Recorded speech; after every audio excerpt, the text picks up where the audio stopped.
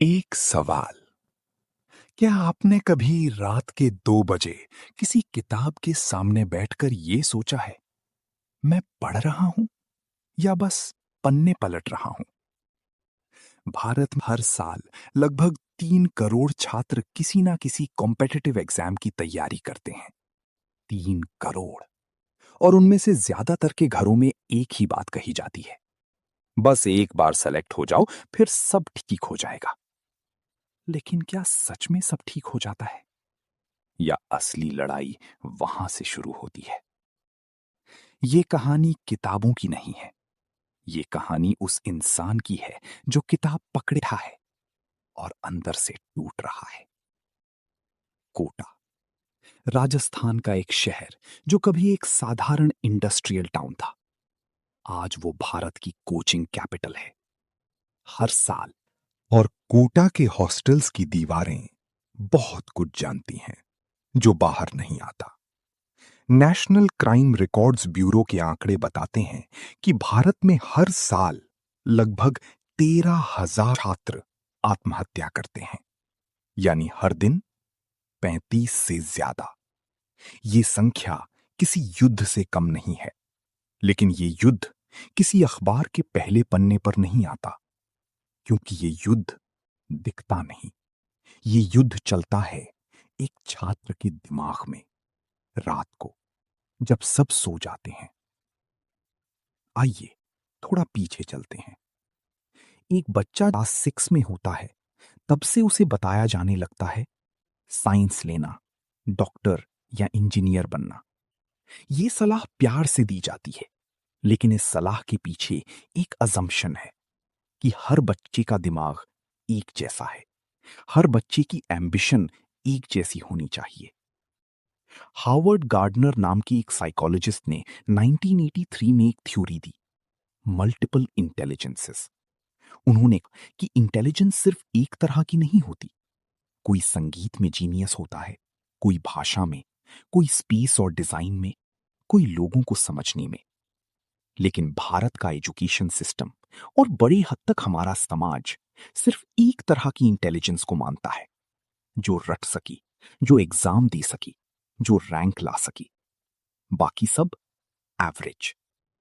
और यही वो पल है जब एक बच्चे के मन में पहली बार जहरीला बीज बोया जाता है, मैं कम हूं। वो बीज धीरे धीरे बढ़ता है। क्लास 10 आती है, बोर्ड्स, घर में टेंशन, रिलेटिव्स की सवाल, कितनी आई? ये सवाल अब अभी ग्रीटिंग बन चुका है।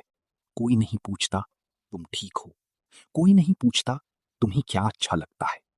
बस एक सवाल, परसेंटेज। और अगर परसेंटेज कम आई तो वो बच्चा अपने आप को फील महसूस करता है, सिर्फ एक एग्जाम में नहीं, जिंदगी में।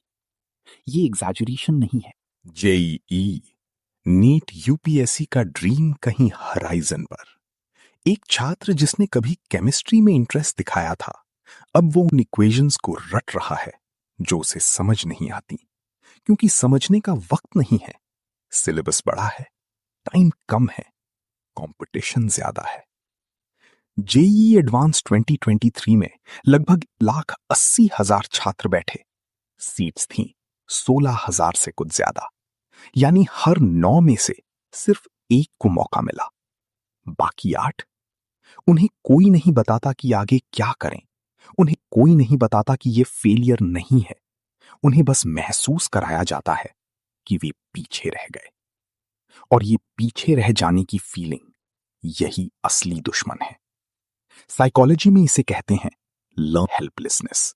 जब एक इंसान बार बार फेल होता है, चाहे वो उसकी गलती हो या नहीं, तो वो एक पॉइंट पर कोशिश करना बंद कर देता है।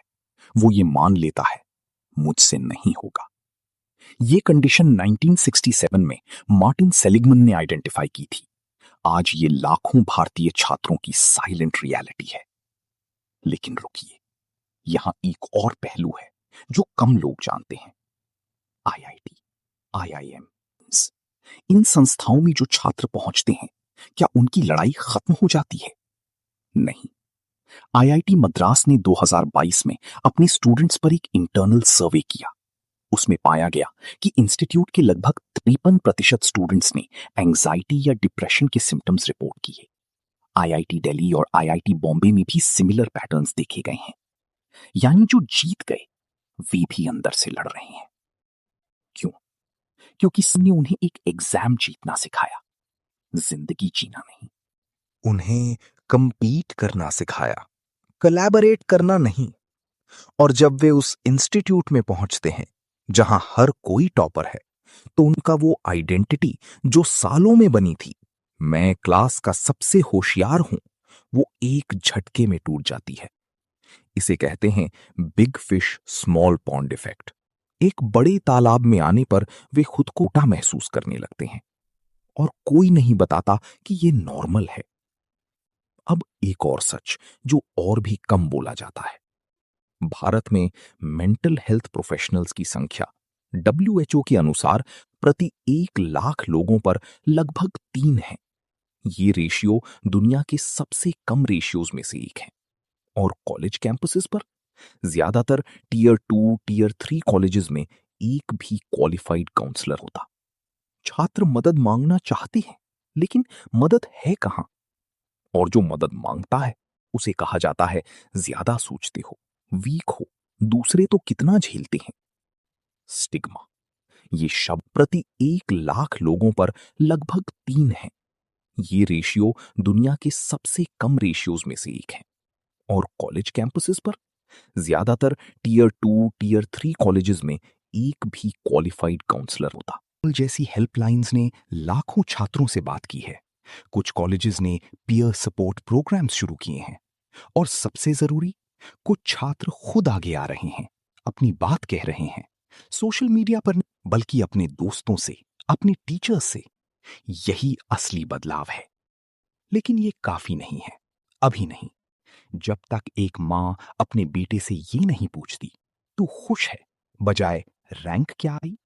जब तक एक टीचर ये नहीं कहता तुम फेल नहीं हुए, तुमने एक रास्ता ट्राई किया जो काम नहीं आया, अब दूसरा ढूंढते हैं। जब तक हम ये नहीं मानते कि एक बच्चे की वर्थ उसकी परसेंटेज से नहीं, उसकी ह्यूमैनिटी से है, तब तक ये कुरुक्षेत्र जारी रहेगा। महाभारत में अर्जुन ने कृष्ण से पूछा था, मैं क्यों लड़ूं? और कृष्ण ने कहा, अपने धर्म के लिए, अपने सच के लिए। आज की छात्र का धर्म क्या है?